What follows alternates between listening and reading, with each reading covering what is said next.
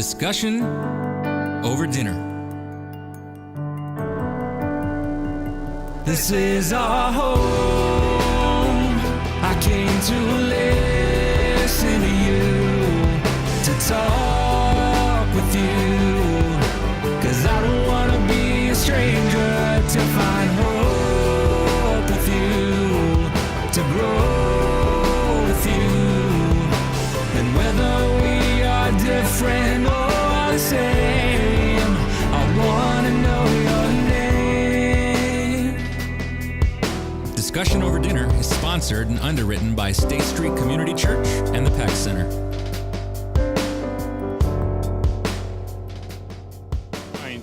Welcome to Discussion Over Dinner. Tonight we're going to have a deep and robust conversation about mental health.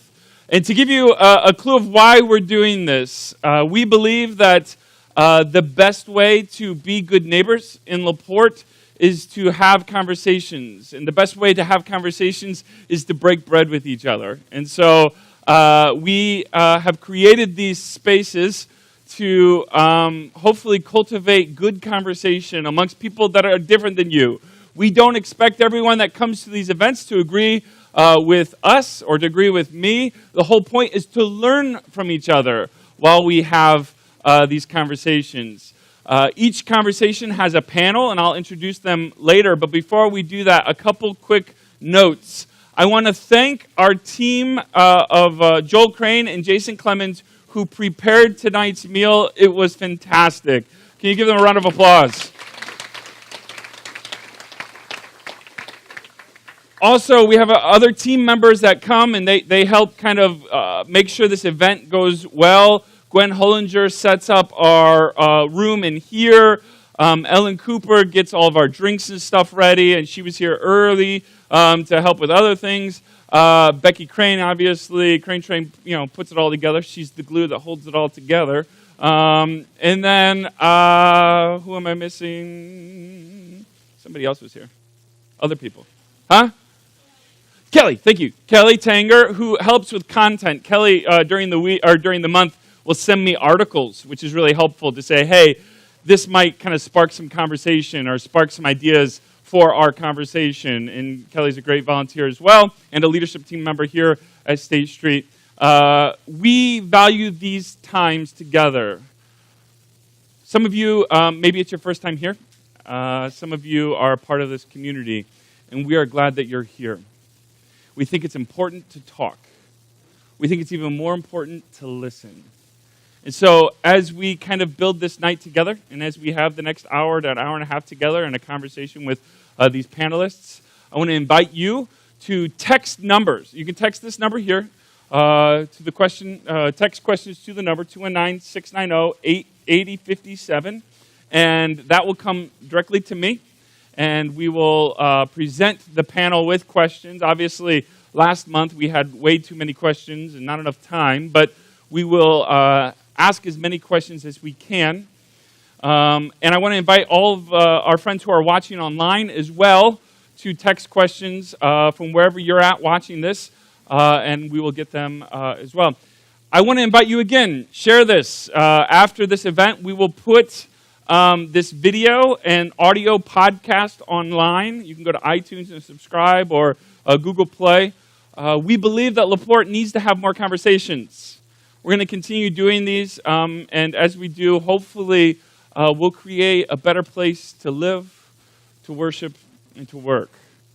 One of the inspirations for me for our discussion over dinner is a guy named John Wesley. And if you go here, you know I have a fanboy crush of John Wesley.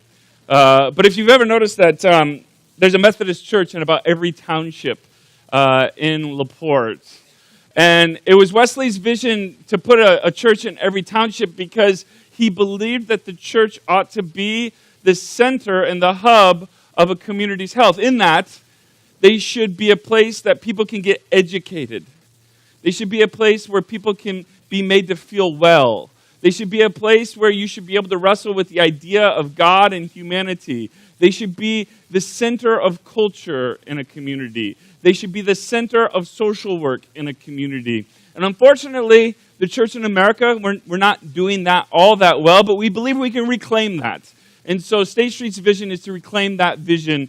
And so wherever you're at in your faith, wherever you're at in your life, you are welcome here, and we are glad that you're here tonight. So I want to introduce our panelists before we get going, and they'll come up as I introduce them. Very excited about our panel tonight. I think they are representing a diverse group of people that are around this topic of mental health, and I think we'll be able to learn quite a bit from them. The first one I want to introduce is my friend Shannon Hannon, if you want to welcome Shannon up. Shannon is a friend of mine and a State Streeter here, but she also is the Vice President of Medical Services at the Bowen Center. And so actually, our kids play t-ball at the same time, and I've already been able to be informed and instructed and educated many times by Shannon about the idea of mental health, about the hurdles that we have in mental health care, in healthcare providing. And so I encourage you, again, to go ahead and if you have a question to direct towards Shannon, you can put that in your text as well. So thank you for being here, Shannon. Ty Miller, is a board member, a State Street board member here, and Ty is a friend of mine as well. Ty is a mental health advocate. I've learned much from Ty over the years based on his life, and he'll explain a little bit more about his advocacy for his mother, who is struggling with her own mental health issues, and how to advocate for others. One of the areas that we get the most questions about is maybe you're not going through a mental health issue. Maybe you don't feel depressed or have anxiety, but you know someone that does. And you want to love them well, you want to understand them better. Ty has helped educate me on that. He's helped teach me some things so that I know a little bit more about mental health and how to be a good friend and family member to those who are going through there. So Ty, thank you so much for being here. And finally, please welcome up Robin Miller. Robin is a instructor at PNW in the social work program. She's also a licensed therapist. If you read Robin's name, usually professionally, there'll be lots and lots of letters after there. And you are, for us anyway, you are a voice for clinical help. You are in the, not only the education part of it, but you are also helping those who are struggling. So from a clinician point of view, Robin is here to help teach us and help us learn more about those who are struggling. So thank you so much for being here, Robin. So we'll get started. And again, I encourage you to text us in questions, and we will definitely answer as many as we can. So why don't you guys, each one of you, tell your story a little bit, how you got here, and what you do and how your life is impacted by the mental health arena. So you saved the first seat for me here so I could go first. I have been interested and curious about people since I was a young child, and just kind of grew up always knowing that I wanted to be a social worker. And for those of you in the audience that don't know, sometimes social workers have the stigma of being the ones that take children away. And while many of us do work in the area of child welfare, we do many, many other things, including working with people struggling with mental illness. So I pursued my degree in social work, went on to get my master's degree. I've worked in many different areas of social work, from child welfare to mental health and trauma and Native Americans on the reservation, and so many, many different areas. And I just began teaching. I've just taught for 3 years at PNW, so it's a fairly new venture for me, but I really find it to be inspiring to train up-and-coming social workers to do the work well. So I'm happy to be here, and will be eager to answer the questions that I can and learn from my fellow panelists. Thank you. Thank you. Shannon? So I, in undergrad, was taking a slew of undergraduate prerequisites, and psychology was the one class I really enjoyed. So lo and behold, I declared my major as psychology. And so the next thing I know, I'm graduating and trying to figure out where it is I want to be. And there was a local community mental health center who was kind enough to take me as a new grad in, and I worked there for 5 years and quickly realized I had more of a business mind than a clinical mind. And so I shifted and got a master's degree in business and knew I wanted to work in healthcare, making a difference for people. Access to healthcare has always been something I've been passionate about in my role. And so just recently, this past October, I joined the Bowen Center, which is a community mental health center down in central Indiana, focusing on access to psychiatric as well as community mental health services. And so I really felt the mission and the calling to get back into mental health, kind of back to my roots where I first started and where my training was. And it's been a joy working alongside of folks very similar to Robin who are committed to helping people the best that they can. So. Hello. Yeah, I was introduced to mental health issues before I could even speak. Shortly after I was born, my mom suffered from postpartum depression. She was diagnosed as bipolar and schizoaffective disorder before I was born. So the birth kind of threw her hormones off, and she made a significant suicide attempt when I was just 2 or 3 months old. Has made 4 or 5 since then in my life. I'm her only son, and my parents are divorced. So I get to play a role of advocate for all 40 years of my life on this earth for her. And I married into a family that also has some mental health issues on my wife's side, on my in-laws' side. So I've been able to advocate for them too from some of my experience.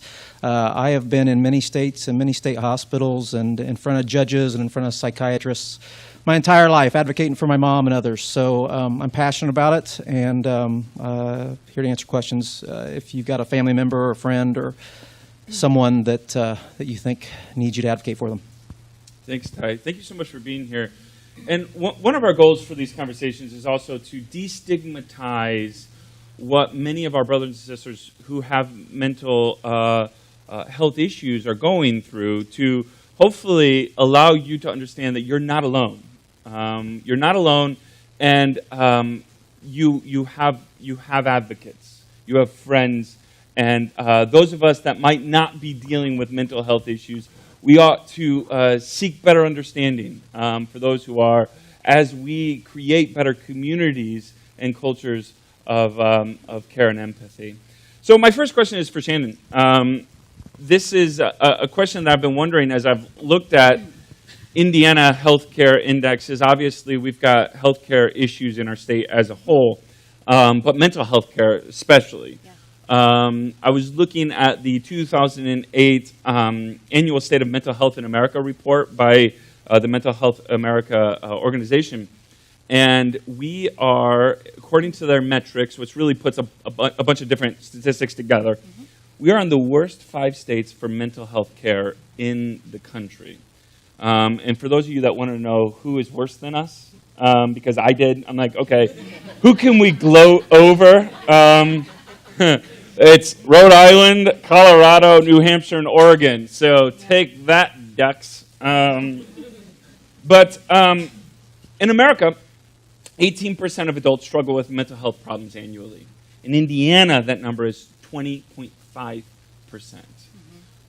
Do you have any kind of, why do you think that is? What are you guys finding? Where is Indiana at, and why are those numbers so bad here? I don't necessarily agree that they're bad. Yeah. I'd like to say I think, first of all, that statistic is probably understated. I think that far many more Americans, Hoosiers, struggle with mental illness. What we're seeing is that Indiana's really aggressive getting involved with students when they're in elementary and high schools and getting more involved. So just because the statistic may appear bad because there's more prevalence, it's not necessarily that. There is a lot of access to treatment. There are a lot of good community partners in the schools. So I don't know that it's necessarily a negative thing. So are you saying then maybe it's because we're better at identifying? I think I can tell you DCS cases great. also in the state of Indiana. We have far more reported DCS cases. Is that better or worse? Don't get me started. Don't get me started. You know, and I know you know this statistic, but does that mean that we're just better at reporting it and identifying it, or does that mean that we have a larger issue? From what we're seeing, you know, the need is great. What is your feeling on that? Do you think it is because we just have better healthcare reporting here in? Do you have an opinion on that too, Robin? I mean, I don't know that it's necessarily better. I think that the need is great. Yeah. I mean, that's our biggest issue, is trying to find a way to meet the need that we're seeing. You know, wait times are far beyond what I think is acceptable. I'm sure Ty has experience in advocating for family members in that there's just not enough resources to go around. And I think that that's part of it, which is why I feel like that statistic is underreported. But, you know, like So I said, you think that number is actually higher than 20%? I do. Okay. Absolutely, I do. Okay. Because the vast majority of the population that I'm working alongside, 50% of those are adults. And, you know, we're serving tens of thousands of covered lives across the state. So I think that number is understated. Absolutely. That's great. Do you have anything to add to that, Robin? Anything in your finding? Okay, great. Indiana also has, and this maybe speaks to what you're saying with our ability to identify youth in problems. We had Chris Albert here last month, who is a principal at Riley, and I know one of the things they're dealing with is anxiety in children.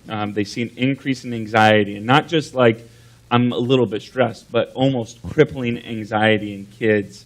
Robin, you've worked with children. Are you seeing that increase as well? What do you think that might be caused from? Can you help us out at Riley, please? You know, I think I think there's a generally heightened sense of anxiety in our culture. I think there are a lot of pressures on families, and I think that when there's when a culture is experiencing a lot of stress and anxiety, I think it naturally trickles down to our children. You know, they pick up on their parents' stress, whatever that might be. And so I think that, you know, children are our mirror. They're a reflection of the health of our overall communities. I like that. Children are a mirror. And I think that's absolutely true. I think, you know, as we live in a community that has higher poverty, that has all of these things where lots of reasons to be anxious about maybe not enough money at home, not enough these things. It does impact so many other things outside of that. So, Can I add something to that? yeah, go ahead, Ty. Yeah, anytime. This is just from an article that I read just today in The Independent. So the UK this week passed a law so that they now are teaching mental health and mental health awareness in all their schools because I guess there were 100,000 people that signed a petition to take to Parliament to change this so that their schools, they're teaching recognizing if your peers are having problems as children, because they've had a significant increase in self-harm for their youth and kids too. So it's not just a U.S. culture issue. It's at least a Western civilization issue and perhaps a global issue. I don't know. I have a question for you, because I think, again, on your angle, as Shannon's involved in the healthcare advocacy or healthcare trying to get access, Robin's obviously a clinician. For you, as someone who loves someone who is going through serious mental issues right now, take me through how you made sense of that as a child. Not every child is super empathetic, right? So take me through, did you have a season of, not understanding? Did you have a season of frustration? How did you make sense of that as a child to an adult? Yeah, good question. I mean, I think kind of the school of hard knocks, right? I mean, you just kind of learn as you go. I was fortunate enough to be born at a time where medication just has done amazing things. I think my mom would not be alive today if it wasn't for the medication that she's gotten at specific times in her life. And with her illness, if she kind of goes through highs and lows, and so when she goes through a high, she'll think she's fine and doesn't need medication, and then it spirals downward. So I don't know if anyone deals with that, but it's a tough time as an advocate. You kind of have to time your your conversations and your advocacy when the person that's dealing with things can hear it And for instance, when she was depressed, I got her to agree for a power of attorney for me, which she would have done if she was on a high, because she would have thought that she was fine and would not have wanted me to help. So it's things like that you learn growing up. It just kind of as you go. Did you have to learn to separate your mother's responses to you from how you know she felt about you? You know what I mean? If there's highs or lows, did you have to figure out a way to balance your perception of that? Yeah, and once again, I think just we all adapt to what we are around, our environments. So it's been my life, my entire life. So I don't remember a aha moment. It's just always been the way it's been. She's always been my mom, and I've always been her son, and it's just always the way it's been. So yeah, I think it's weird to see someone you love not acting like the person that you believe that they are. You know they are. I mean, her personality. I mean, she's like a different person, and so that's an odd thing, and that's one of the weird things with, or at least not weird, but it's definitely different with mental illness than most other illnesses. Back to my point about advocating when she's on a low rather than a high. I mean, oftentimes people that are dealing with mental illness don't know that they're sick or think that they're sick, and so that's very rare, because most illnesses, people do know that they're sick and seek help. So there's things like that you have to kind of learn and figure out along the way that I think make it a little bit different than perhaps other types of diseases or illnesses. But yeah, it's those things that you learn to figure out, that you kind of get yourself in the weeds, and once again, I know when throughout my life, if she's acting in a way that's not her, it's the illness, it's not her. And it's just so interesting that we have medication for a lot of that. I mean, it takes time to get it right. It's not like take a high cholesterol pill and your cholesterol's lower. I mean, it takes a lot of time. I mean, I've spent 9 months at one point in and out of hospitals, up at the Mayo Clinic for months, and going around trying to find the right treatment for her. But there are great treatments out there these days, and I don't think we could have said that 50 years ago. So I'm glad that I've grown up in this day and age, at least dealing with an issue like this. Thanks, Ty. Great response. This question is for Shannon and Robin, either one. What is the state of mental health care in LaPorte County? What is your opinion? This isn't a scientific answer, but what is your impulse there? What do you think, to be transparent with? There just aren't enough resources. We're falling short of meeting the need. I see you're agreeing. It's heart-wrenching, because when I first started working for a community mental health center here in LaPorte, I'd lived here as growing up through middle school and high school here. And I realized I was in a bubble, and I just had no idea how great the need was until I was alongside serving this population. And I know that it's probably similar, or the need has even increased. And that's kind of what blew my mind, is I had no idea. And I think a lot of people are unaware of how great the need is, which is why, in turn, there aren't a lot of resources available.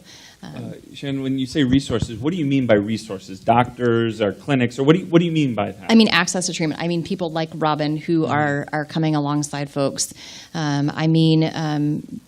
Mostly there's a bigger issue with healthcare and access to treatment in regard to cost, and insurance companies and things like that prohibit or make it very, very difficult for people to have access to treatment.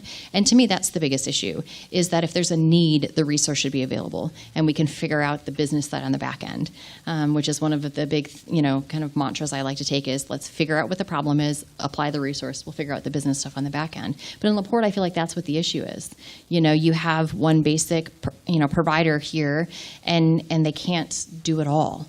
There's a lot of expectation around it, and I think that without everybody coming together as a united front, applying different modalities, we're going to fall short. Yeah, Robin, what do you have to add to that? Yeah, I just like to say that I think that the stigma around mental illness and maybe seeking help is beginning to wane. I've been working in the field since the mid-'90s. And so, certainly there's been a big shift in the difference of or in the mindset of how people feel about coming to see a clinician or to schedule an appointment with a mental health center. And so I think the need is increasing as people are feeling more comfortable accessing. I do think, as a clinician, one of the areas that I find most challenging is psychiatry.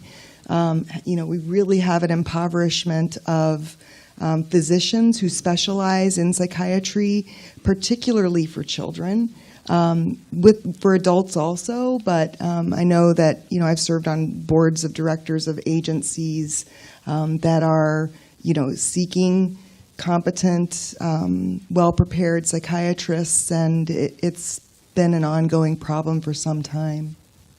So yeah, go ahead. I mean, Yeah. that's honestly a big portion of my job is recruiting psychiatrists, and it is difficult. You see the programs, and they're just not producing a lot of psychiatrists. In the world of medicine, it's not as lucrative as some of the others. You have to go and participate in just as long of fellowship programs, and it's difficult because attracting a psychiatrist to a more rural location like Indiana is very difficult, and so a lot of times we will get physicians who maybe aren't, their philosophical approaches don't necessarily match with communities, and so it's difficult to find the quality competent ones that Robin was speaking of. But it's extremely difficult to find providers, one, who have a passion for it, and then getting them to invest in a community and stay long term.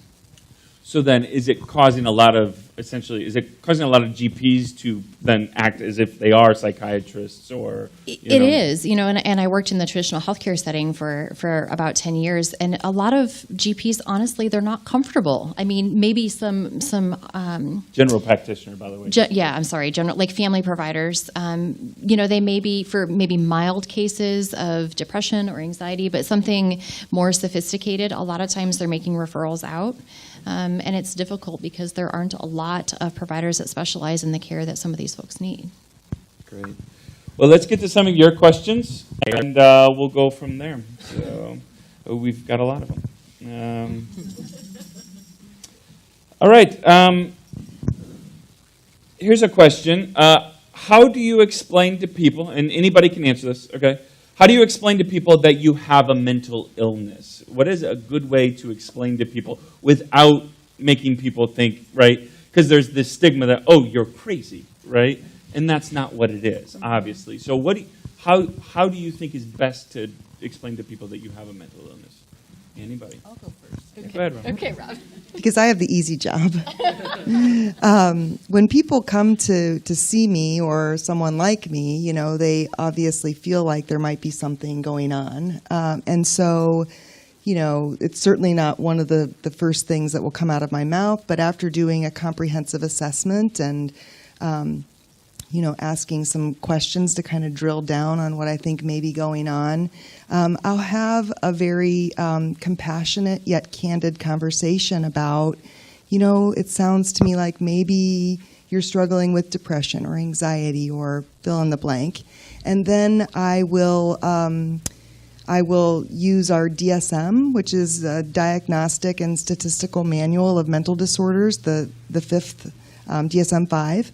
And I'll open that up and read to them the actual diagnostic criteria so that it's not just, they have an understanding that it's not just my interpretation of what that diagnosis is, but what the actual symptoms are and what that really looks like.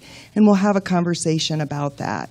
But one thing I'd like to say after having said that is I think it's really important for all of us to understand that we never make an assumption that someone has a mental health problem before we've ruled out a medical problem. Because many things can mimic mental health issues, and I think that it's incumbent upon us, from an ethical perspective, to make sure that we're not jumping to that conclusion, which could really be harmful to people. So with that caveat, I will...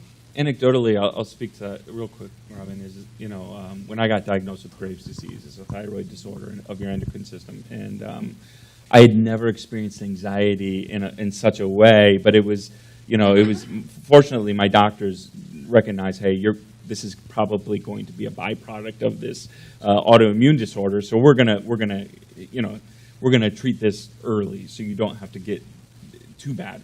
But I think that's a great correction to say it could be caused by something else or a byproduct of another illness as well. So. Right.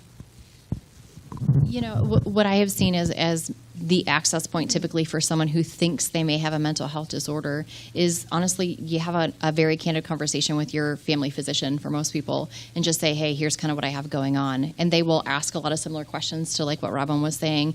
But I think the biggest thing I would caution is don't try to diagnose yourself. Right. Don't try to apply a label to yourself. Let the professionals do that.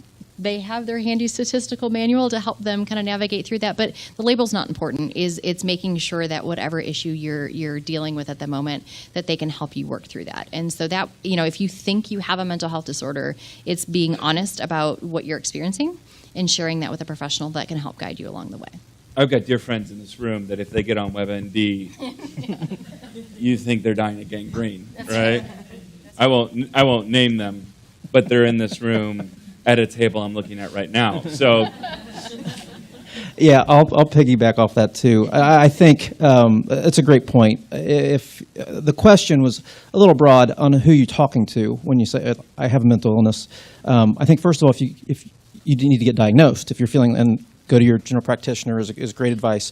If you have the diagnosis, then I think it's like anything else. You're now diagnosed with a disease or an illness. So if you have diabetes, you don't go around yelling from the rooftops you have diabetes. But if you're sitting at a table and there's cake and someone's kind of like, do you want cake? I mean, you could say, well, no, I have diabetes. Yeah, I got that's right. So once again, it's taking the stigma away to some extent, but I think it's also knowing when it's appropriate to have those conversations, in a setting. And I think, and Ty, I'm going to ask you another question in a second, but I think you can never control how somebody responds to the truth that you give them, right? You just have to feel comfortable enough in your skin to confess that thing. And no one should be ashamed to say they have anxiety or depression or a doctor has diagnosed them with something. That doesn't mean that the world is kind to you in that confession or in that recognition. But you ought not to feel bad for it. As, like Ty said, somebody that has diabetes. Ty, this is a question that I thought maybe you can, I know you've done a lot of research on this. I'm a man that has struggled intensely with depression and anxiety for as long as I can remember. In 1997, I was diagnosed as being a schizoaffective disorder. Is it possible I was born with this? So from my experience, once again, I'm not a clinician. Most people with schizoaffective disorder are diagnosed usually in their 20s. It's usually around that time, between 18 and 30. That's not a broad statement, but and yes, it's genetic. So if you've got someone in your family tree that has it, you're more likely to develop that illness. So it's like many things. I think, were you born with it? Well, your genes were probably born with it, and you became symptomatic at a certain time. So, I mean, if that's your diagnosis, then yes, it was likely not an environmental thing that happened to you. It was likely a genetic issue that's you're seeing later in life. As a clinician, Robin, nature, nurture, genetics? What do you find then? Is it just depending on the person? Is it, for many cases of, diagnosis? So, very well said, by the way, Ty. There's a little bit of both. So, with something like schizoaffective disorder, that is most likely nature is to blame for that. So, the genetic component is working against this man. However, something like depression or anxiety, those things can certainly be induced by environmental stressors. Personality disorders, for example, are not genetic. They are really almost wholly how someone is raised and how their personality develops as a result of their environment.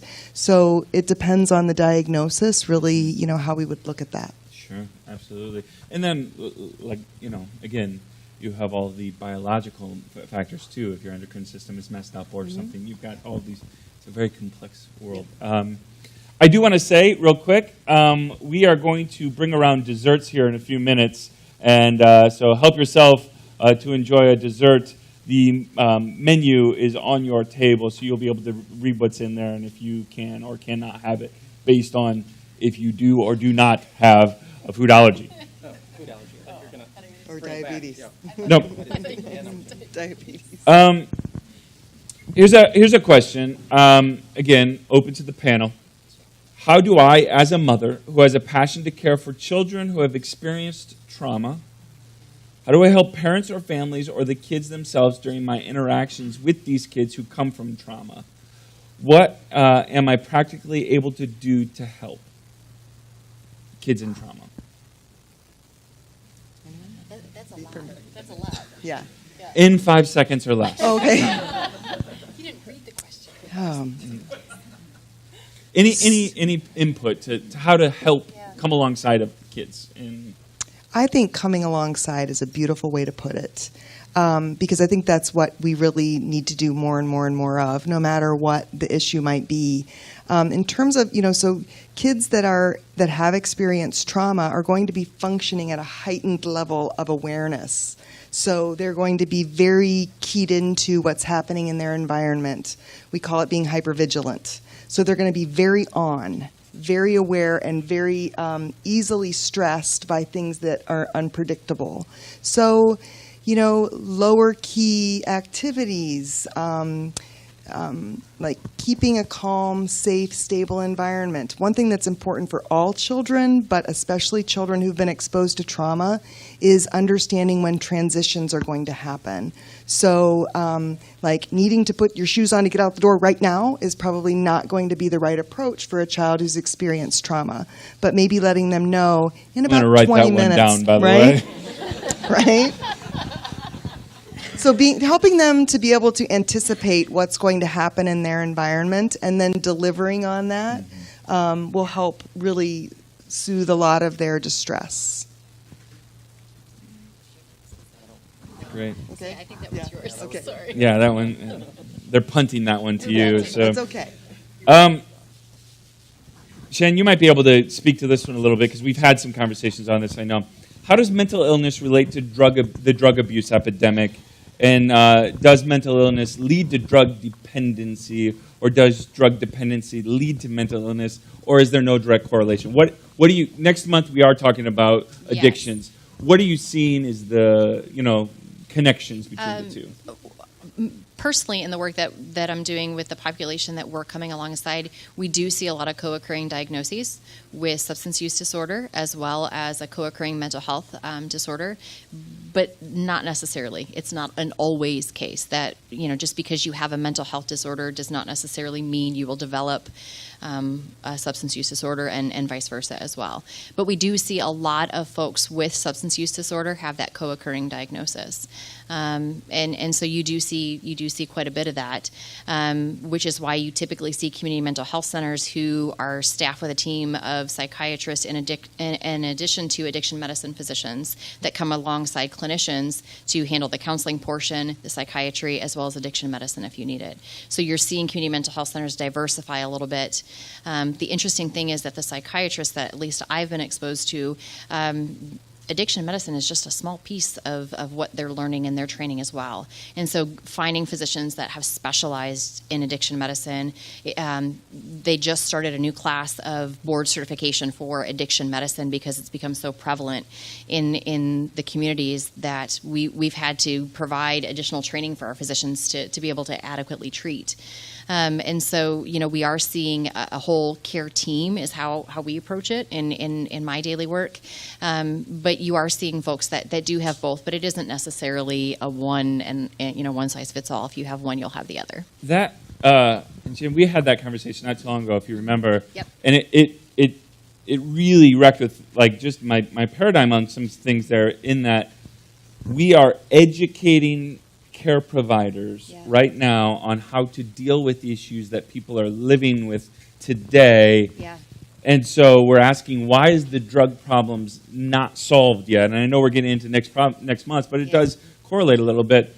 When right now we're training the army in a sense, right? I mean, to get out. And We're behind the 8 ball. We are, and I think admitting that is important, because we need to admit that maybe what we did in the past doesn't always work. I think, Ty, you kind of referenced that.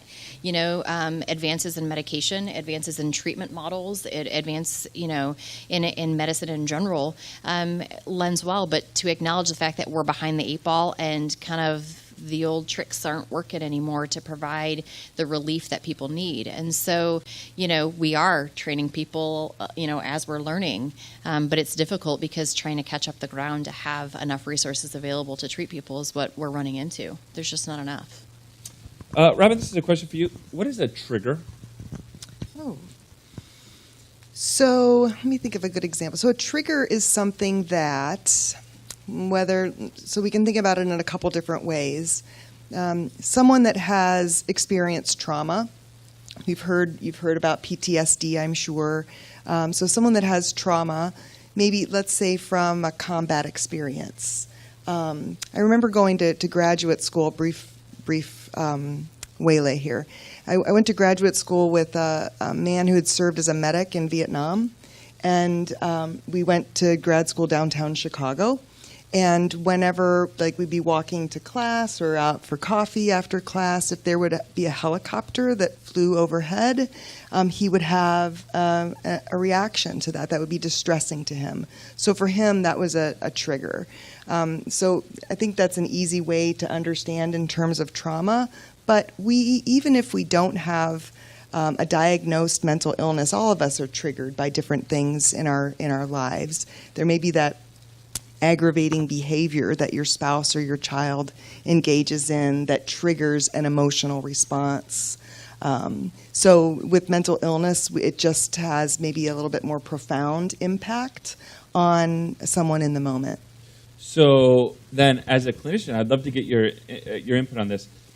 As somebody that's, let's say we're raising children or we're teachers or, and we've identified triggers with a child or with someone is the best help to help live with the triggers or to help live getting around the triggers, to a sense, to mitigate the triggers, get a life where there is no triggers or where there are no triggers, or is it to how to survive a trigger once you see it, or both? Well, I think that would depend on what the trigger is. If the trigger is mom or dad raging at the child, we would want to try to eliminate that trigger, right? Again, writing that down. But if it was... However, I think it's important to really help people develop coping skills for managing their responses to triggers, because, we live in a world that it's hard to predict or to buffer children or adults from things that might upset them. And so a better approach might be to equip a child or young person or older person with some skills to manage their response would probably be more insulating for them, just going through life. That idea of coping is one of the things, again, that the elementary schools right now are trying to deal with, because if we don't help our children learn how to cope now with anxiety and stress, it only gets exasperated and grows exponentially by high school, and then, which is just an interesting point of education, right? That actually educating on triggers and learning how to cope with triggers and is an important part of human flourishing, and so. Absolutely. Yeah. Another question. How can I speak to my young children about the mental illness of a family member? Go ahead. Ty, you got any opinions? Or I don't want to dominate. I guess I'll explain. No, just kidding. Well, I think first of all, we go back to the idea of it being like any other disease. I think you are just frank and open and honest, and you explain whatever the diagnosis is of the family member and what those symptoms can be, and that doesn't mean that this person is always going to experience those symptoms, but they have a history of it. They're still part of our family. They love us. You may never experience this loved one in our family having these symptoms, but just to let you know, it's there, and our family has been there to help them, and this person's there as part of our family to help us when we need help. So, just open, honest dialogue. I don't think kids are pretty resilient, and they tend to listen well and adapt well. So just honesty, I think, is in a loving way, of course. Yeah, please do. Just to add one thing, I think that it's important to remember when we're talking with children to speak with them in a developmentally appropriate way. So at whatever level wherever they are, and to think about these conversations with our children as not being a destination, like we can check that off the list, we've had that conversation, but a process. Because as they mature and develop a greater understanding of themselves and others and the world, I think it's important to revisit many topics, but a topic of a family member struggling with mental health issues is something that will be an ongoing conversation that unfolds as they understand more. Great. Shannon, this is a question for you. This question says, I struggle with anxiety, but my insurance won't pay for counseling. I don't qualify for government assistance, and I can't afford it out of pocket right now. How can I get access to a counselor or treatment? Talk to the community mental health center about a sliding scale fee. Do we have one about in charity LaPorte? care? What Absolutely. is it? Swanson Center is your community mental health center in LaPorte County. So ask the question. Ask to meet with a financial counselor. They all have them. Again, sliding scale fee, they may call it something different, but charity care, sliding scale fee, discounts basically to access to treatment. A community mental health center should not be turning you away based on your inability to pay. So, Yeah, please do. Yep. I have another resource. Samaritan Center in Michigan City and LaPorte. I don't know if they have another location, but they have like a scholarship fund. Or I'm not sure if that's exactly what they call it, but essentially they have a fund, and they do offer sliding fee scale or even free service, depending on your income or your need or your individual circumstance. I also want to add that I'm in private practice part-time, and being in private practice, I have the luxury of being able to see someone at a discounted or significantly discounted rate, or even pro bono.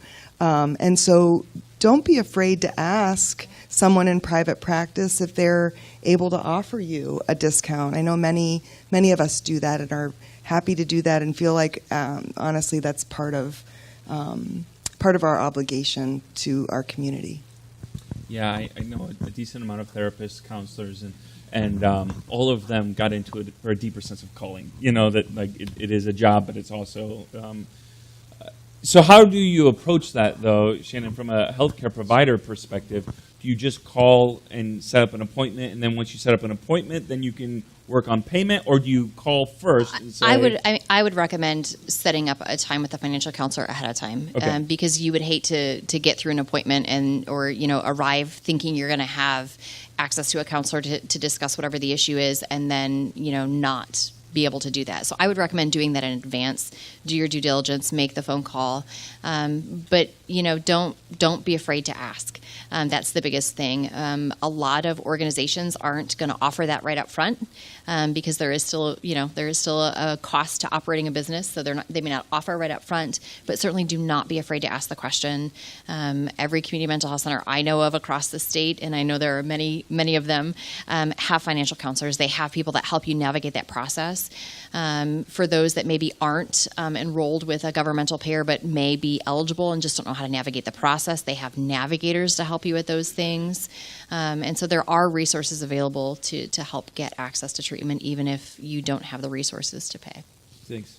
We have a website, discussionoverdinner.com, and each episode of this, each time we do this conversation, we put the links of different organizations that we talk about and things like that. We'll put Samaritan Counseling and Swanson Center on there as well. And if you guys have any other links, or you can certainly give that to us as well. One other long shot. Yeah, go ahead. It might not apply to this specific question, but the VA is also, if there's service in the family, the VA is a resource. So it might not apply, but just throwing that out there too as a possible resource. Do you think, again, this is for anyone, this is a question, do you think the rise in mental health has to do with the foods we eat, chemicals, and preservatives? Do you think there's any connection with the foods we eat and mental illness? It's Ty Miller, go ahead. Yeah, from all my clinical experience, yeah, I'll answer that one. I have no authority to answer that question, so I'm not going to. You're going to lose so many I have to political pass debates well. on that one. You're welcome. It's okay to say no. I Or want to not. say I don't know because I think it's important to give research-based information, and I'm not privy to. You've not seen any data that suggests that. Correct. Yeah, Correct. yeah. And that doesn't mean, again, I do think you can say maybe you feel better or worse based on the foods you eat, but that doesn't mean that schizoaffective disorder is Right. impacted by chemicals. Or Right.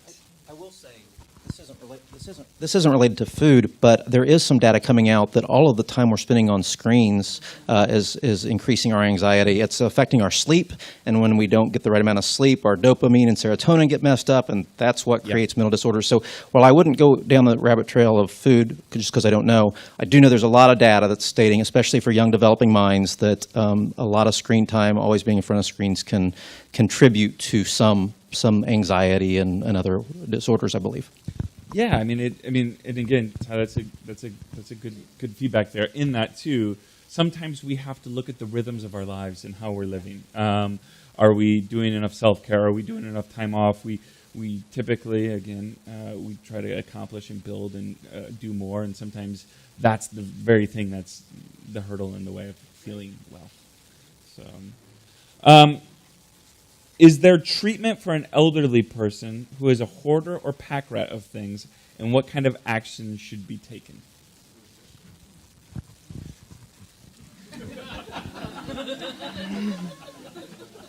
Well, Or is that a symptom? Is sometimes hoarding a symptom? Or what? there is an actual diagnosis of hoarding disorder. But I wouldn't recommend diagnosing a family member. I do it with all my family, by the way. I really think that intervening with someone that you know or love, that you are concerned, that may have an issue with hoarding, I think that it would probably, the first step might be getting them involved with some supportive services where that issue can be evaluated objectively. It's very difficult for us to be objective about the people that we know well and love well. And so I think that it might be important to connect that person with a counselor who could help kind of sort that out. And they would then help you or help that individual devise a strategy or a plan as they're comfortable. Because again, we've talked about coming alongside. We don't want to drag someone through an intervention. That's generally not a recipe for success. And so we have to find a way to, get their investment in their own health and recovery. We've got some teachers in the room. They would like to know, or a few of them anyway, I've seen some text here, with kids that are young, do you have any recommendations for maybe some exercises or some things they can do in the classroom? Because everyone ought to, right?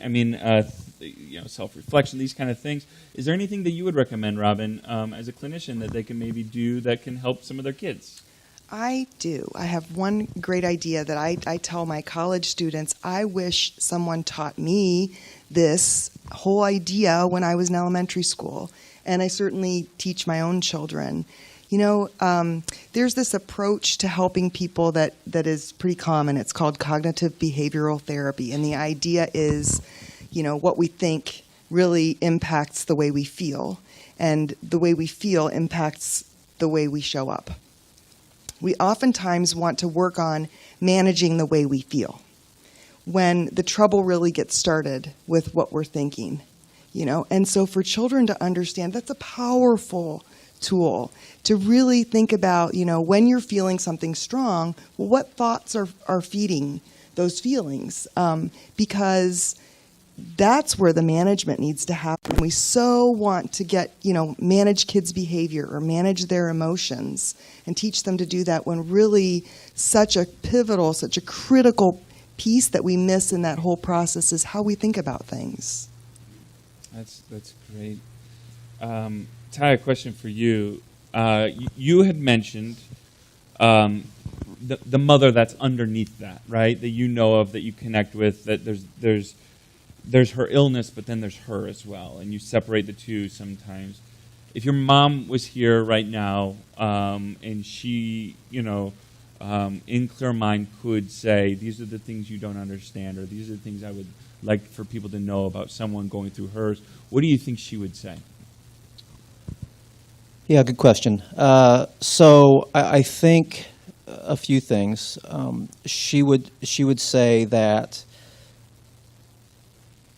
there is, when she is healthy, she is appreciative of family that is supportive of her, and she understands that when she's not healthy, she doesn't know that she's not healthy.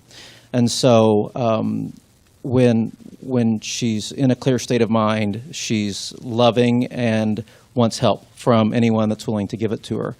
I think she is very thankful that there are places where she's been able to get help over her entire life. And I think that she would point to the church as being dramatically impactful in her life. When I've had to go and talk to clinicians on her behalf, and you've got to fill out the survey of, what's your history like? I mean, she's never had any addictions to drugs. She's never had addictions to alcohol. She's never smoked. It's very rare for someone with her severe mental disability to be able to check all those. The clinicians usually are like, you sure? But I think a stable environment, I think, to your point earlier, Nate, having Wesley's vision of having a church in every county or township, over my life, pastors and church friends and family have been just critical to her getting the care that she needs. And I think the first thing she would say is she's so thankful that she's had that community of people around her to help her when she can't help herself. To accept her for who she is, not who she ought to be, or who they perceive to be, what she needs to do then. I mean, is there part of that? Yeah, and once again, it comes back to people that know her well, and I think if you have a loved one you know well, you know what I would call as their baseline, right? So you know who they are underneath, and so it's tricky. You don't want to force someone into a situation that perhaps they don't want to be in. But I've stood before judges to get her committed, and I've stood before judges to get her out of mental health centers and state hospitals. So once again, I think it just comes down to knowing the loved one, understanding them, and when they can't advocate for themselves, you've got a responsibility to. And she would say, I've been a pretty good son to be able to do that for her. And I know she does say that. I guess this is for anybody up here, but Ty, maybe you specifically too, maybe Robin, you'll have some input. I don't know. There is, you had mentioned that sometimes if she's not in a good place, she's not willing to admit it, right? Or she doesn't have the wherewithal to cognitively or emotionally see that she's not in a good place. However, as someone that loves her, that is advocating for her, you have to deal with that. Yet, I've also heard the pushback too, which I think is very critical. You don't want to diagnose your family members, or you certainly don't want to be that person that if somebody's having a bad day or a bad moment, you blame their illness for it, right? How do you live within the tension of that? Or have you learned anything to live there? So the symptoms are pretty dramatic when, at least from my experience, let's talk about the manic depressive side. She's double diagnoses. So when she's in a manic stage, it's risky behavior. It's buying a lot of stuff that she can't afford. It's just doing things that she would, getting in wrecks and fender benders. It's just there's danger there, and it's all obvious that they're dangerous things. And then the peak comes with the depression, which is then there's self-harm involved and laying in bed all day and not wanting to talk. So at least in my experience, the symptoms are dramatic enough that I know when it's time to find ways to help her. So getting her into a GP if she doesn't want to trust me in that moment, getting her in to talk to a pastor or a family member, getting creative ways to get her the help that she needs, which always involves getting in front of the right doctor to get the right treatment.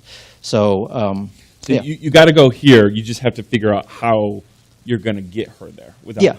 The end goal is treatment. And once again, we live in a day where most mental illnesses can be treated pretty effectively with a number of therapies. So it's just a matter of getting the person that needs the help in the right place to get the help they need. Did you ever take it personal? Like if your mom was in a bad place and did you struggle as a son ever in those moments? Because I'm not going to lie, I did. I did because I felt I was doing something wrong. And how did you deal with that? Yeah, so I think I always kept it at arm's distance, understanding it was a disease. I will say that she was a teacher at the middle school that I went to. She's a middle school teacher, and in middle school, as you can imagine, that's a pretty dramatic time growing up. And so that was tough, dealing with my peers, knowing what my mom was going through, and she did some embarrassing things. So there was that I had to deal with, but I guess I never have held it against her, and I don't know. You love why. your mom, right? Yeah, maybe. Yeah, sure. I do love her, but no, I mean, but it's hard though. As a child of someone, there's this frustration. There's this. There can be that, but you love your mom, and I know you do, especially. Yeah. I mean, I got angry at her at times, like, why won't you get help? But it was because she was sick. Once again, it comes down to that. To my point earlier, it's one of the rare illnesses that people, when they are sick, they don't want to admit that they're sick or get help. So, Shannon and Robin, I'd love to get your how. Let's say someone here wants to find a counselor or a therapist, or how do you find the right one? Because that doesn't just because there's one you go to doesn't necessarily always mean it's the right one, right, for you or whatever. Any recommendations there? Well, I mean, I certainly would recommend not just going to somebody because that's the only option. You need to be able to establish a trusting relationship with whomever that person is. And certainly, I'm sure Robin can elaborate more, but it is important that it's somebody that you trust, that you feel very comfortable with, because you're sharing pretty vulnerable information. And if you're going to be able to get help, you're going to have to be pretty candid and vulnerable. And so I think it's important that it's somebody that you have that trusting relationship with. I would also ask somebody who knows. Ask your pastor. Ask a friend, reach out to Robin or, another clinician that and ask for a referral of someone to see. Yeah, I agree. I think word of mouth is really powerful. Also, another thing before I tell you the main thing is, if you have health insurance, you can check online with your insurance policy to find out who's in network. So you can get a list of people that would be covered by your insurance. And I oftentimes, if I have friends or students or, ask me who might be good, I'll say, why don't you send me a list of who's approved on your insurance, and I'll tell you what I know or who I know of that has a good reputation, or I know of their work personally. So that's another little tool. But something I tell every client the first time I ever meet with them, and I mean this truly, is just because somebody recommended you to come see me doesn't mean that you're going to like me or feel comfortable with me or feel confident in my ability to help you. And so if at any time, whether that's in this first appointment or in our next appointment or the one after that, you really don't feel comfortable or confident in my ability to help you, I promise I can act like an adult and help you find somebody who may be better suited for you. And I do think that Shannon hit the nail on the head with, you really do have to feel comfortable. And that first appointment is usually a pretty nervous time for people because it takes it takes a lot of bravery to make that phone call and show up for that first appointment. It's very vulnerable. And so, you know, it may be in that second appointment that you really feel like you get a sense of who that person is. But don't stick with someone you're not comfortable with. It's not worth your time or your money or your effort, but persist on finding someone else. We got just a little more time here and a lot of questions still to ask, but one of the reasons we're doing these kinds of conversations is there are a lot of issues happening at the federal or state level, and we ought to be aware of those, but our impact can be felt most on a local level. And so we wanted to have these conversations on how they impact our local level. And so this question is for you, Shannon, is our local hospital has shown they are not interested in treating mental health issues, presumably because it's not profitable. How do you get them to allocate resources toward mental health because of the great need? How does that happen? That's a pretty difficult question.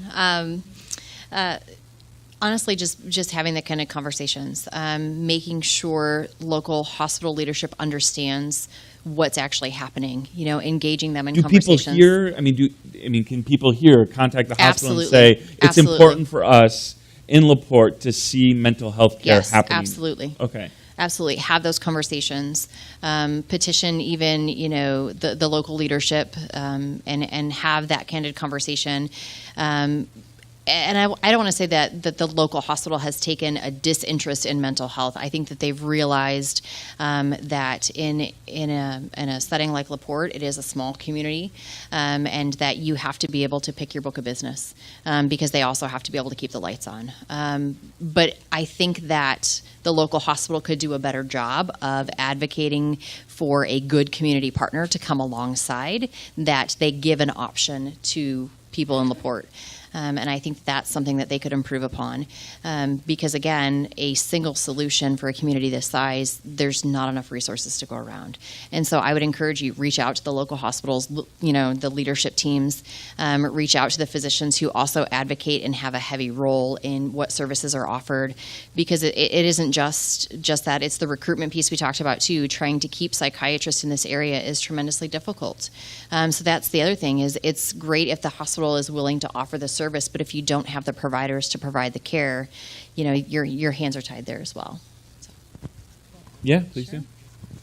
I don't want there to be any misconception, however, that if someone that you know is in a crisis, like is it at risk of harming themselves or someone else, you still are able to go to the LaPorte Hospital emergency room where you will be evaluated, or your loved one will be evaluated, and they will make arrangements to have you or your loved one transported to a facility where they can have treatment.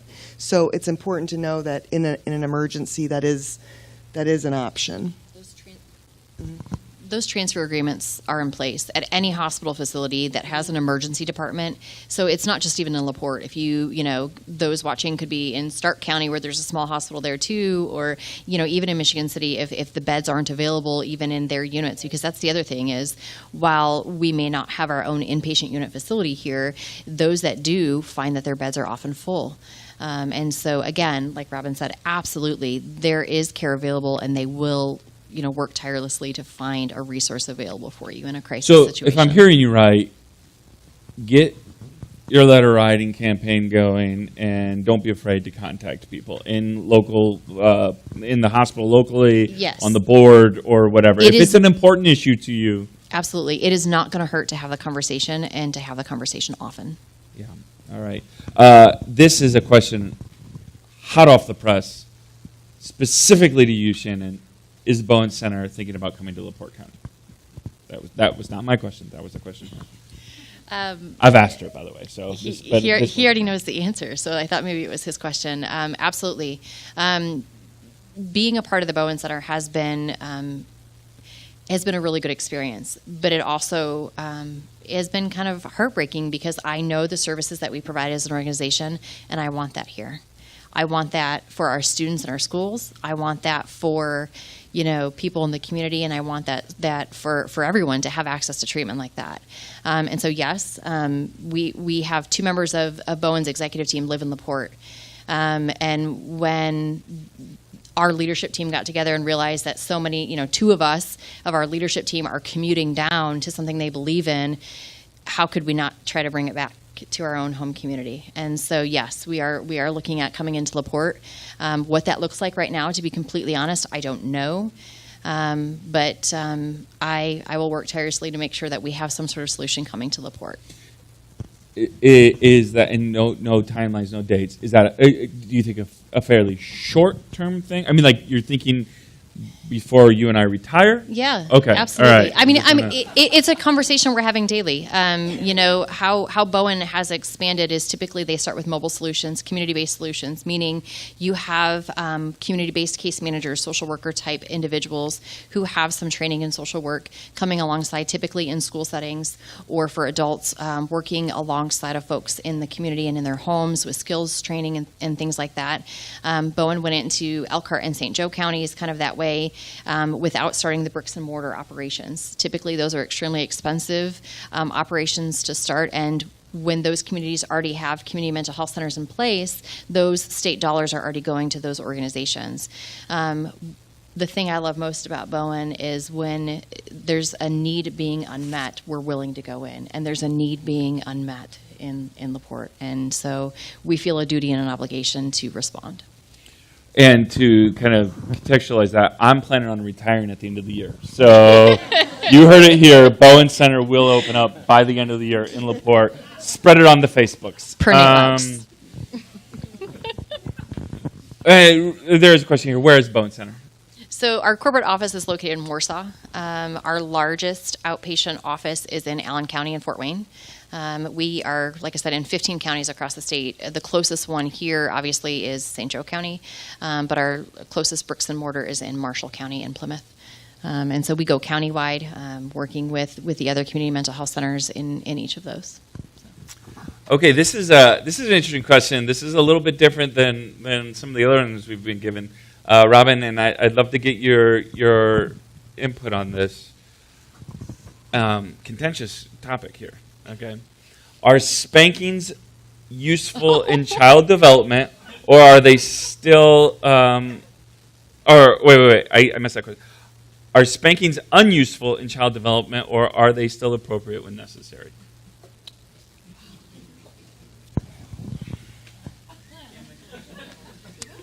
This is a contentious topic, so I'm just going to give my opinion.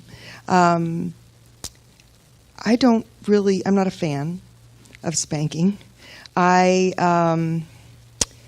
think that most oftentimes when spankings happen, they happen when parents are angry. And I think that the message is that we hit when we're angry. And so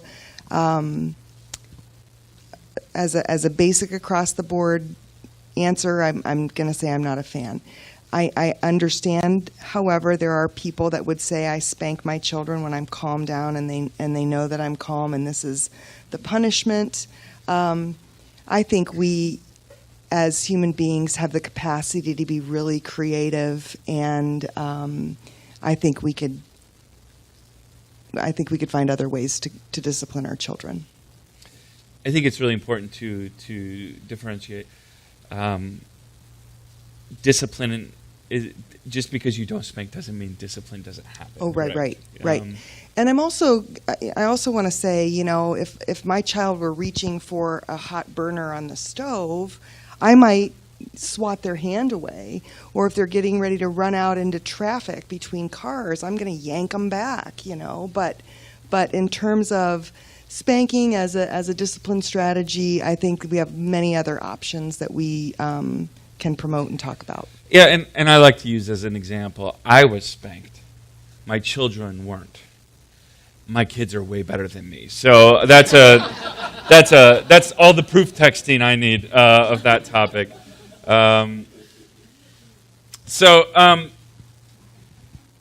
Here's a question from someone that has depression. They have friends that have depression. they've got family members that have depression.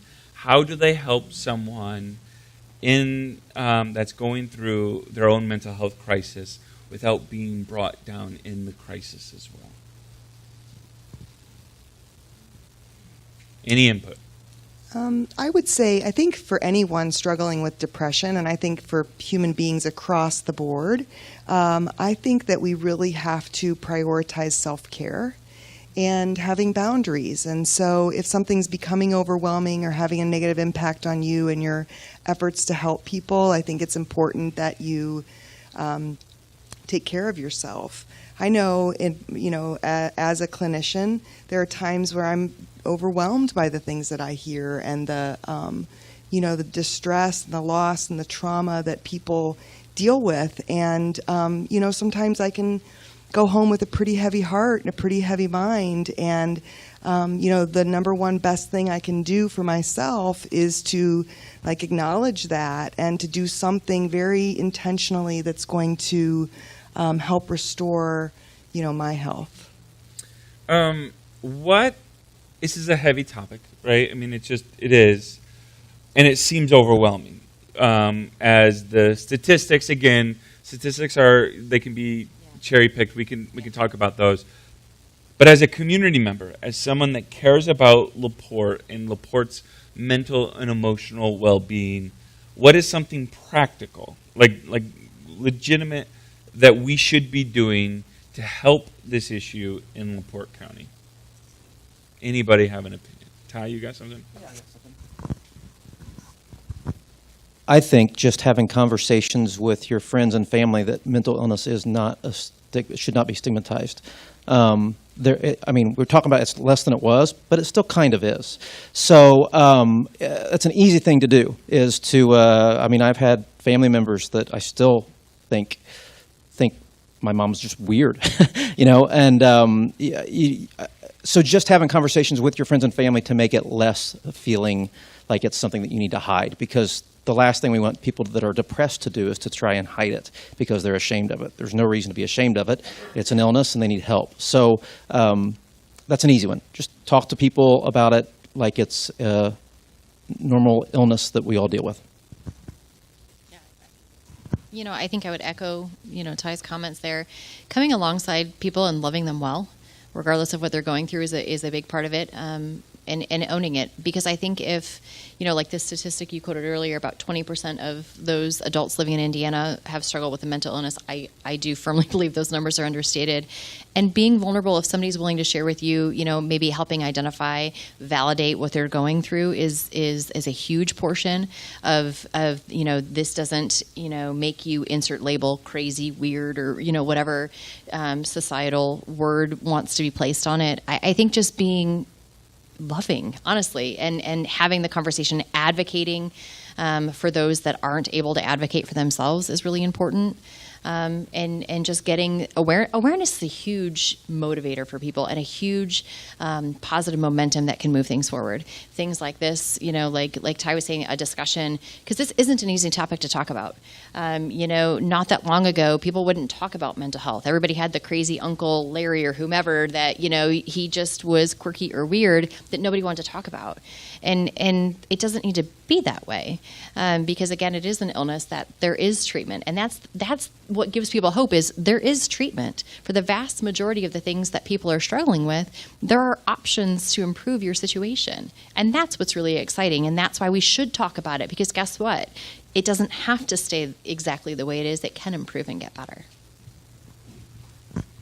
I'll add one little thing. I think that in terms of furthering the destigmatization of mental illness, I think language is important. And in my house, I'm trying to outlaw the use of crazy and the use of insane, because I think that probably makes someone who's struggling with a mental illness feel bad about themselves. And, we wouldn't call someone with diabetes a sicko, right? And so I think that maybe just changing our everyday language to be more respectful might open the door for someone to reach out to us. Yeah. The Department of Mental Health and Addictions is currently going through a big campaign right now. They're just calling it the Humanizing Campaign, and it's all focused around language. Exactly right.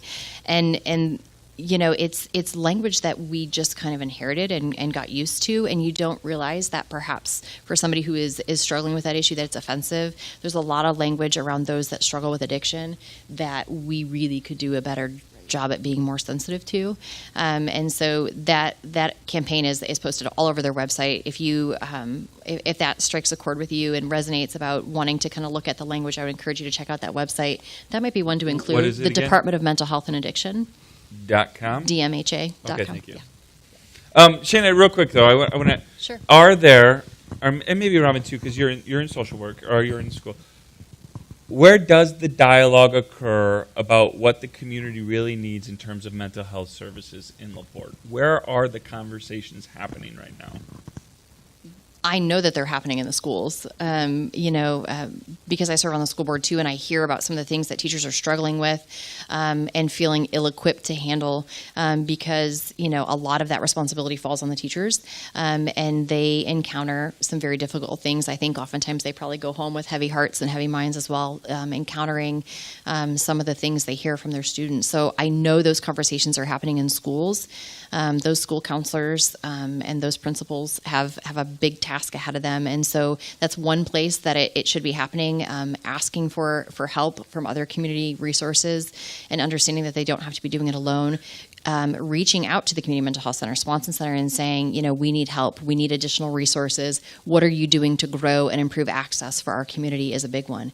And don't be afraid to ask them, what's your plan? What's your plan to address the issue? They should have an answer for you. And it's not too bold to ask that question. So if this is a topic of justice for some people, right? Absolutely. That's their next step is to contact these people and figure out I think how it is to- completely appropriate. And I've had people call me at work and say, okay, we only have a psychiatrist one day a week for our entire county. What are you personally doing to improve access to treatment for our community? And I share with them my strategic plan, and here's what I'm doing for recruiting. And I'm very honest with them because I think they need to know, and then a lot of times their response is, what can we do to help? And it's asking those questions and engaging folks in the conversation. Great. Well, we'll end with these two questions for each of you. And Ty, we can start with you, and then we'll come this way. What do you think the church can do to help? And what brings you hope? So I think I highlighted this earlier, but the church was instrumental in my life, just being there when sometimes the person that I loved would not listen to me. So I think as a church, once again, being aware if there are people in your body or your community that might be showing symptoms or have issues, being open to those conversations and open to talking with not only them but their loved ones. And gosh, what gives me hope? I think we have progressed so far, and I've said this a number of times, but I'm amazed at. I remember when I was 12, so 5 years ago. Just kidding.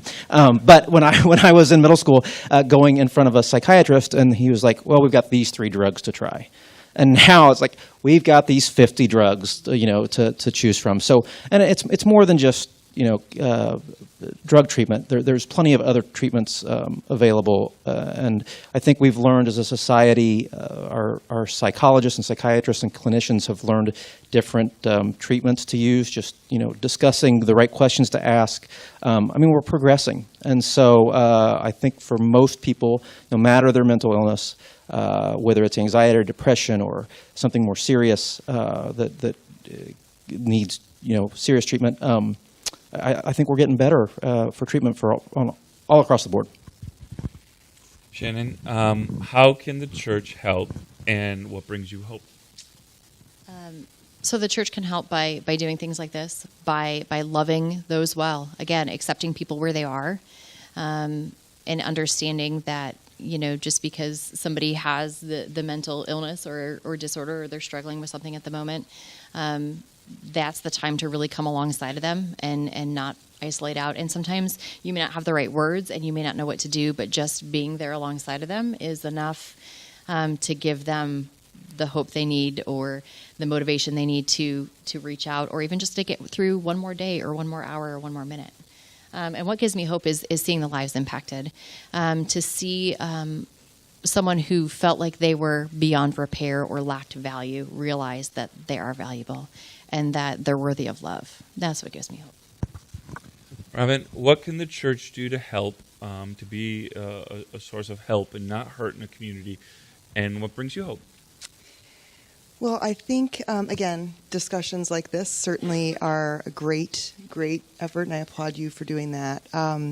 I think as a church body, as individual members of a church, I think that it's important that if you see someone suffering, that you ask them if they're struggling. Because I think that we're oftentimes afraid to initiate that kind of conversation, that it might get us in over our heads, or it might give someone the idea that maybe they have a problem, when, what a lifeline you throw when you just simply ask the question. So I think that's really important. And what gives me hope is, the field of mental health is just, continuing to develop new treatment interventions. It's not been very long ago that it was a pretty stagnant field with a very few interventions at our hands. And there are lots of new things happening. One really new and exciting thing is that there are now blood tests with a finger prick that are available for people with depression that will help hone in on what kind of antidepressants would be most effective for that individual. And I think that is tremendous, because until this new technology has come along, it's been sort of like hunt and peck for trial and error. And that's just such a frustrating experience for someone who's struggling to try a pill for 30 days and then have to take time to come off that pill before they try another pill, when we can kind of hone in on that a little bit better. So I just see more and more things like that coming in the future. Thank you. I'll end with this anecdote. As anybody that comes here knows, I was very close to my grandfathers, my Grandpa Peterson, who's my mom's dad, and my Grandpa Loucks, who many of you guys knew, who was my dad's dad.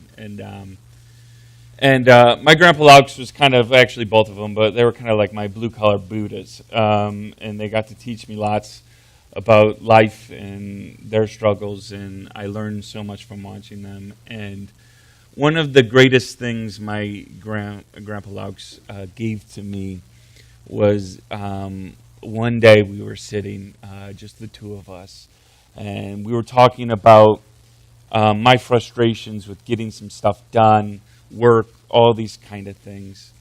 And my grandfather had this funny story or anecdote, which was funny, but it was, I think, somewhat true to him as well. When people would say, Bill, Noah didn't build the ark in one day, or the ark didn't get built in one day. And he says, yeah, because I wasn't on the job.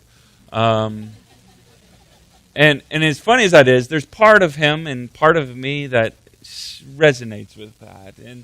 And he said, Nate, you're going to come to a point where it'll never be enough. You'll never accomplish enough in a day. You'll never feel good enough. You'll never feel like you're worthy enough. You're never.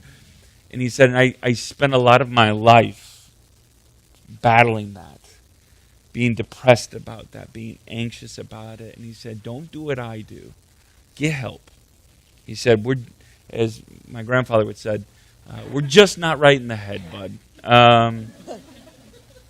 And he said, don't get help, or don't live with that the rest of your life. Get help. And that was motivation for me. And as you guys all know here, I've got anxiety. I take a pill every day for my anxiety.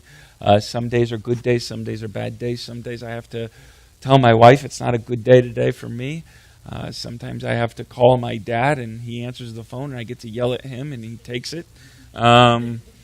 Sometimes I have to do more self-care. and say I need to pull back because the things that I'm feeling aren't real to life for me right now. They're building up.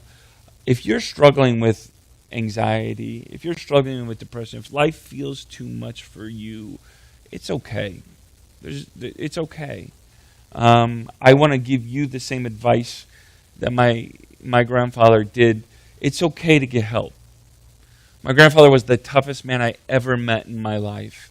And if he can say it's okay to go get help, and at his age, don't be afraid to get help, and don't take as long as he did to get help. I'm telling you that as well. Don't be afraid. It's okay. I want to thank the panel today. Will you give them a round of applause?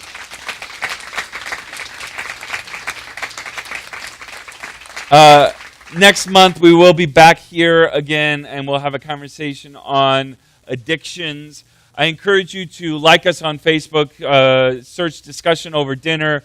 We'll be posting different things about this event. We'll post the clips. We'll post the whole video. We'll post the podcast. And come next week, or come next month, and we'll have another great conversation. Thank you so much for being here. And we hope that you are able to have a good meal, break bread with people here, and learn a little bit more about how we can make a big impact in LaPorte. So thank you, and have a good night. This is our home.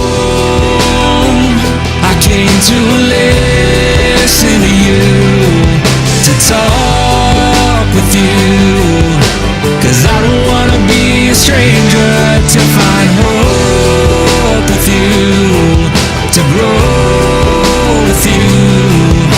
And whether we are different or the same, I wanna know your name. Discussion Over Dinner is sponsored and underwritten by State Street Community Church and the Peck Center.